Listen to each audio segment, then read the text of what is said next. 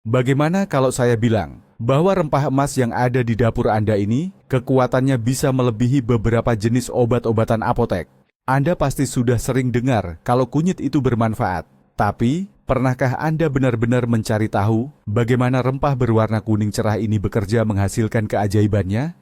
Kebanyakan orang berpikir cukup hanya menaburkannya sedikit ke makanan. Padahal, ini adalah salah satu kekeliruan terbesar.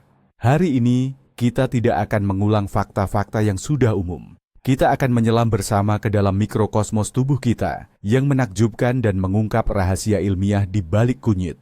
Anda akan tahu bagaimana sebenarnya kunyit bekerja melawan peradangan, mengapa 99% kekuatannya hilang sebelum mencapai target, dan bagaimana cara memperbaikinya. Bersiaplah, karena setelah menonton video ini, Anda akan melihat toples kunyit di dapur Anda dengan mata yang benar-benar berbeda. Ngomong-ngomong, apakah Anda sudah rutin menggunakan kunyit? Tulis di kolom komentar bagaimana cara Anda mengonsumsinya. Sebelum kita masuk ke lab, mari kita lakukan sedikit perjalanan waktu. Kunyit bukanlah superfood modern yang baru kemarin diciptakan oleh para marketer. Rempah ini telah menjadi standar emas dalam pengobatan Ayurveda dan pengobatan Tiongkok tradisional selama ribuan tahun. Para tabib kuno menggunakannya untuk menyembuhkan segalanya, mulai dari masalah pencernaan, penyembuhan luka, hingga meredakan nyeri sendi. Mereka secara naluriah memahami kekuatannya. Tapi, apa sebenarnya yang mereka rasakan? Inti dari penyelidikan kita ini bukanlah kunyit sebagai akar itu sendiri, melainkan agen rahasia sang tokoh utama, yaitu zat yang bernama kurkumin. Polifenol inilah yang memberikan warna cerah menyilaukan pada kunyit, dan yang lebih penting, bertanggung jawab atas sebagian besar khasiat penyembuhannya yang luar biasa. Ingat baik-baik nama ini, kurkumin. Karena dialah yang akan bertarung di garis depan dalam kisah pertempuran melawan peradangan kita hari ini. Jadi, musuh utama kita adalah peradangan. Tapi, apa sebenarnya peradangan itu? Banyak yang menganggapnya sebagai hal buruk, padahal tidak sepenuhnya begitu. Bayangkan, Anda tidak sengaja memotong jari. Tubuh Anda akan segera membunyikan alarm. Ia mengirimkan tim gawat darurat, yaitu sel-sel imun, ke lokasi kejadian. Akibatnya timbul kemerahan, bengkak, panas, dan rasa sakit. Inilah yang kita sebut peradangan akut. Ini adalah reaksi yang baik dan sehat. Ia melindungi kita, melawan infeksi, dan memulai proses penyembuhan. Masalah muncul ketika alarm kebakaran ini tidak mau mati. Ketika tubuh terus-menerus siaga perang, bahkan saat tidak ada ancaman nyata. Inilah yang disebut peradangan kronis. Ini adalah kondisi yang sunyi, tidak terlihat, namun sangat merusak. Ia membara di dalam tubuh selama bertahun-tahun, seperti bara api, merusak sel, jaringan, dan organ kita. Sains modern meyakini bahwa peradangan kronis inilah akar dari banyak penyakit serius, mulai dari radang sendi, penyakit jantung, hingga diabetes, bahkan beberapa jenis kanker. Dan disinilah peran pahlawan kita muncul. Untuk memahami cara kurkumin memerangi musuh diam-diam ini, kita perlu mengenal biang keladi utamanya di tingkat sel. Molekul ini dinamai NF-κB, atau agar lebih mudah kita sebut saja NF-κB. Ini bukan sekadar molekul, melainkan tombol utama atau saklar pusat, pemicu peradangan dalam sel kita. Bayangkan ini adalah panel kontrol sebuah pembangkit listrik. NF-κB adalah tombol merah besar yang memulai reaksi berantai. Dalam kondisi normal, molekul ini tertidur pulas di sitoplasma sel. Namun, ketika ada sinyal bahaya, entah itu karena cedera, infeksi, atau stres, NF-κB akan teraktivasi. Ia bergerak ke inti sel, tempat DNA kita berada, lalu menyalakan gen yang bertanggung jawab memproduksi molekul peradangan, seperti sitokin. Intinya ia memberikan perintah, mulai peradangan. Dalam kasus peradangan kronis, saklar ini terus-menerus berada di posisi aktif, membuat pabrik produksi peradangan berjalan tanpa henti. Lantas, bagaimana cara kita menghentikan pengendali kekacauan ini? Dan disinilah keajaiban kurkumin bekerja. Kerjanya bukan seperti kekuatan kasar yang mencoba menghancurkan segalanya, tapi ia bekerja layaknya diplomat yang cerdas dan licik. Kurkumin masuk ke dalam sel, bukannya menyerang langsung saklar utama NF-κB, ia malah menghalangi NF-κB untuk masuk ke pusat komando. Bayangkan, NF-κB ini adalah seorang jenderal yang bergegas ke markas untuk memberikan perintah serangan. Sementara kurkumin adalah penghalang tak terlihat yang mencegah jenderal itu masuk melalui pintu markas, yaitu inti sel. Ia memblokir jalur-jalur yang mengaktifkan NFKB. Akibatnya, saklar utama ini tidak bisa mencapai DNA dan menekan tombol yang diperlukan. Perintah untuk memulai badai peradangan pun tidak pernah dikeluarkan. Ini adalah mekanisme yang luar biasa elegan. Berbeda dengan banyak obat yang bekerja lebih lugas atau langsung, kurkumin bekerja pada tingkat yang fundamental, mencegah aktivasi kaskade peradangan itu sendiri. Ia tidak hanya memadamkan api, ia mencegah api itu menyala sejak awal. Kelihatannya seperti, ini dia solusinya. Cuma perlu makan kunyit lebih banyak dan semua masalah beres. Namun, kita langsung berhadapan dengan masalah krusial yang sering tidak diutarakan oleh banyak artikel kesehatan. Ini adalah masalah bioavailabilitas. Kedengarannya rumit, tapi intinya sederhana. Tubuh kita sangat kesulitan mencerna dan menyerap kurkumin. Saat Anda mengonsumsi 1 sendok kunyit, sebagian besar zat aktifnya hanya lewat di saluran pencernaan, transit, dan hampir tidak ada yang terserap ke dalam aliran darah. Hati dan dinding usus kita bekerja sangat efisien untuk memetabolisme dan segera membuang kurkumin dari tubuh. Bayangkan Anda mengirim 100.000 tentara, tapi yang berhasil sampai ke medan perang hanya beberapa ratus saja. Sisanya hilang atau tersesat di tengah jalan. Inilah alasan mengapa sekadar menambahkan kunyit ke dalam masakan, meskipun baik secara umum, tidak akan menghasilkan efek terapeutik dahsyat yang disebutkan dalam penelitian. Anda bisa mengonsumsi rempah ini dalam porsi besar, namun kadar kurkumin yang terdeteksi di dalam darah Anda akan tetap sangat minim. Ini adalah mitos terbesar yang wajib kita patahkan. Mengandalkan konsumsi kunyit murni saja tidak cukup untuk benar-benar memaksimalkan potensi sejati yang dimilikinya. Untungnya, pahlawan kita punya sekutu yang sangat membantu untuk mengatasi masalah ini. Dan kemungkinan besar, sekutu ini juga tersedia di dapur Anda. Dia adalah lada hitam biasa, atau lebih tepatnya zat aktif di dalamnya, yang disebut piperin. Piperin adalah kunci yang sebenarnya, yang membuka pintu bagi kurkumin untuk masuk ke tubuh kita. Apa fungsinya? Piperin menghambat atau memperlambat kerja enzim-enzim di hati yang dengan gigih berusaha memecah dan mengeluarkan kurkumin dari sistem. Ini seperti piperin sengaja mengalihkan perhatian para penjaga, sehingga kurkumin bisa menyelinap masuk. Hasil penelitian menunjukkan temuan yang sangat mencengangkan. Hanya dengan menambahkan sejumput kecil lada hitam, bioavailabilitas kurkumin dapat meningkat hingga 2000%. Ya, Anda tidak salah dengar, 20 kali lipat. Ini mengubah pasukan yang hanya terdiri dari beberapa ratus tentara yang berhasil mencapai target, menjadi pasukan utuh berkekuatan ribuan personel. Inilah alasan mengapa dalam banyak resep tradisional, misalnya pada masakan India, kunyit, kurkumin, hampir selalu digunakan bersamaan dengan lada hitam. Para leluhur mungkin tidak memahami ilmu biokimia, tetapi mereka tahu persis apa yang mereka lakukan.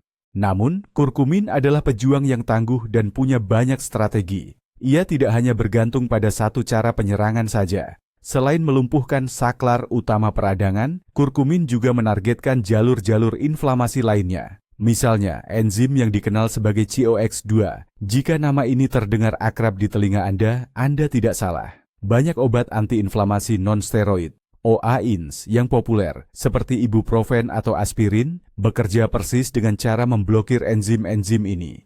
Enzim COX-2 ini bertugas memproduksi zat yang disebut prostaglandin, pemicu utama rasa sakit dan pembengkakan. Nah, kurkumin terbukti mampu menghambat aktivitas COX-2, namun melakukannya dengan cara yang lebih ringan dan selektif dibandingkan obat-obatan farmasi. Artinya, kurkumin dapat membantu meredakan rasa sakit dan peradangan, namun dengan risiko efek samping lambung yang jauh lebih kecil.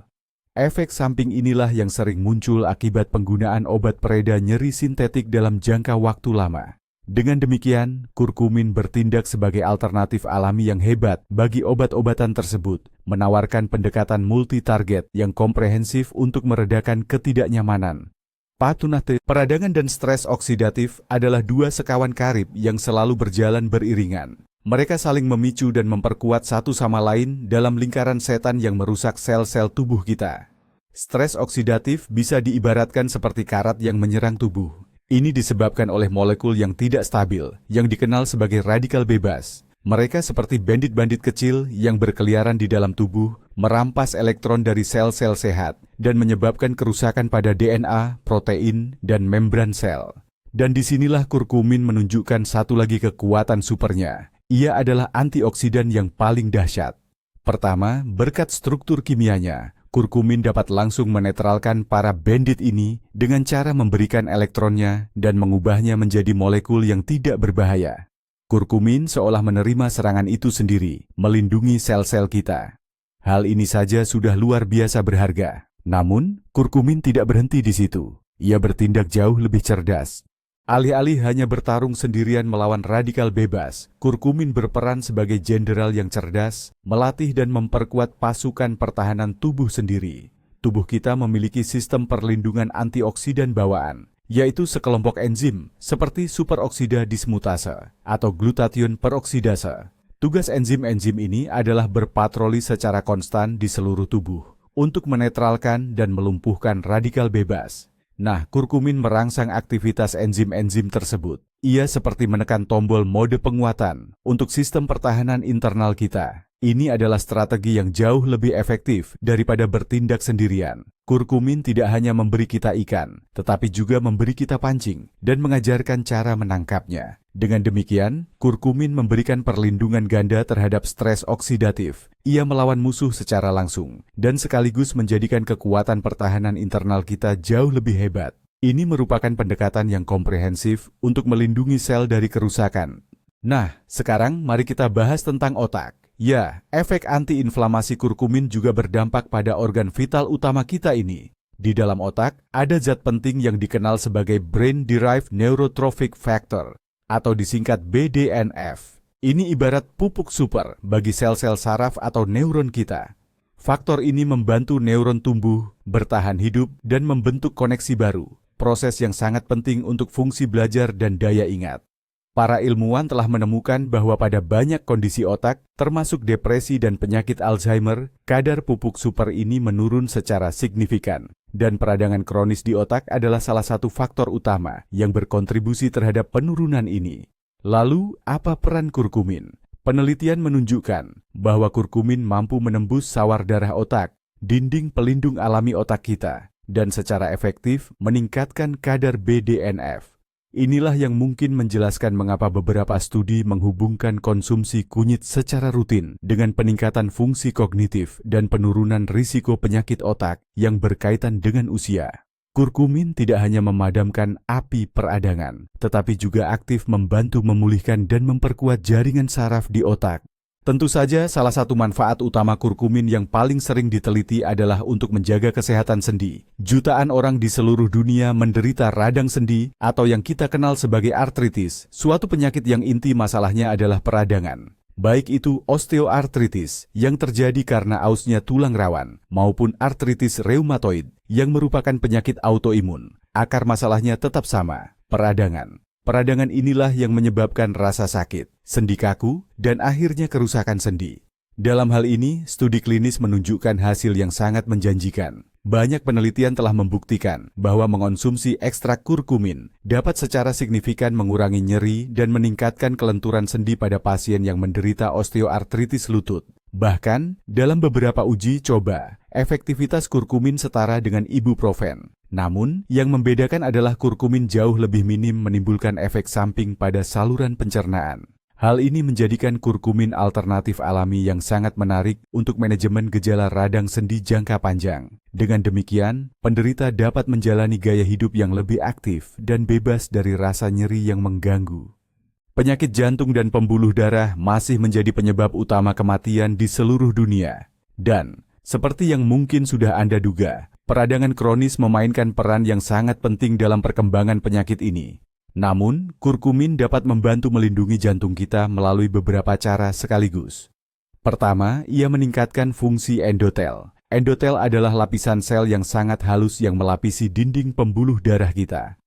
Kesehatan endotel sangat penting untuk mengatur tekanan darah, mencegah pembentukan bekuan darah, dan menjaga elastisitas pembuluh darah. Penelitian bahkan menunjukkan bahwa efektivitas kurkumin dalam meningkatkan fungsi endotel dapat disamakan dengan manfaat dari olahraga fisik.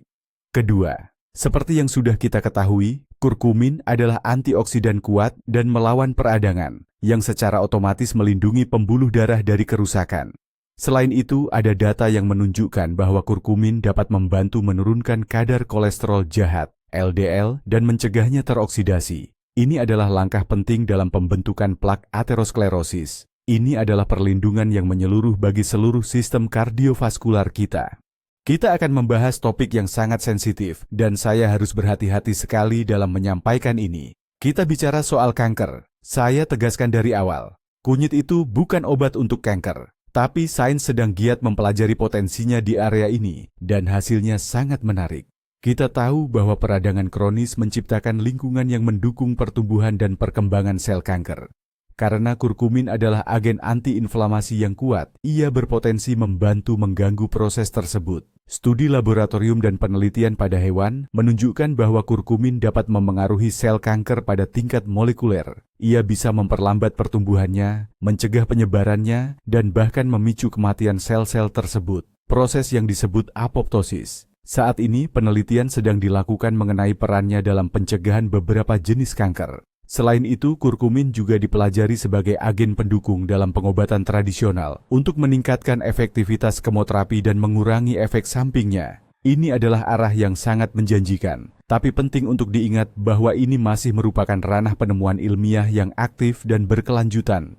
Mari kita perjelas satu hal penting, kunyit dan kurkumin itu tidak sama. Ketika kita bicara tentang bumbu kunyit yang Anda beli di toko, kita bicara tentang bubuk yang berasal dari akar tanaman yang dikeringkan. Kandungan kurkuminoid, yaitu senyawa aktif utama, dalam bubuk ini sebenarnya cukup rendah. Biasanya hanya berkisar antara 2 hingga 5%. Ini berarti 1 sendok teh kunyit hanya mengandung sedikit sekali kurkumin murni. Itulah sebabnya untuk mendapatkan efek kesehatan yang signifikan yang sering dibicarakan, orang sering menggunakan ekstrak terstandarisasi atau suplemen, bukan hanya bumbu dapur biasa. Dalam suplemen seperti itu, kandungan kurkumin ditingkatkan secara khusus hingga mencapai 95%.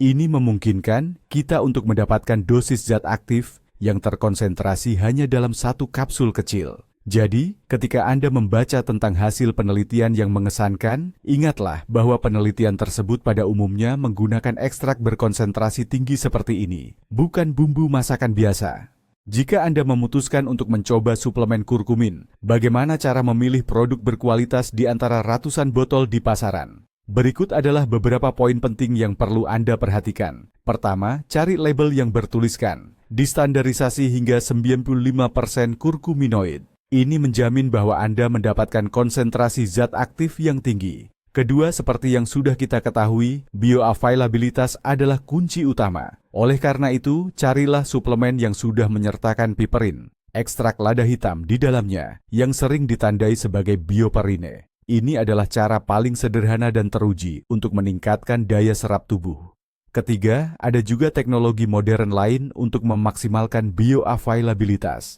Misalnya, kurkumin dapat dicampur dengan fosfolipid bentuk fitosom atau menggunakan teknologi miselisasi khusus. Suplemen ini mungkin lebih mahal, tetapi efektivitasnya seringkali lebih tinggi. Selalu baca komposisi dengan cermat dan pilihlah produk dari produsen terpercaya yang transparan mengenai teknologi yang mereka gunakan. Ada satu lagi rahasia penting mengenai penyerapan kurkumin yang ternyata berakar kuat pada tradisi kuno. Kurkumin adalah zat yang larut dalam lemak. Artinya, ia sulit larut dalam air, namun sangat mudah larut dalam minyak atau lemak. Ketika Anda mengonsumsi kurkumin bersama lemak, kurkumin akan lebih mudah diserap oleh sistem limfatik melalui usus. Dan ini hebatnya, penyerapan ini dapat menghindari hati. Tempat kurkumin biasanya cepat dipecah. Ini adalah cara alami lain untuk meningkatkan bioavailabilitasnya atau kemampuan tubuh menyerapnya. Prinsip inilah yang menjadi dasar resep terkenal susu emas atau golden milk.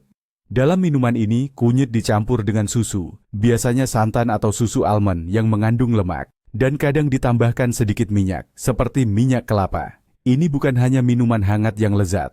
Secara biokimia, ini adalah metode yang sangat cerdas untuk mengirimkan kurkumin ke dalam tubuh kita.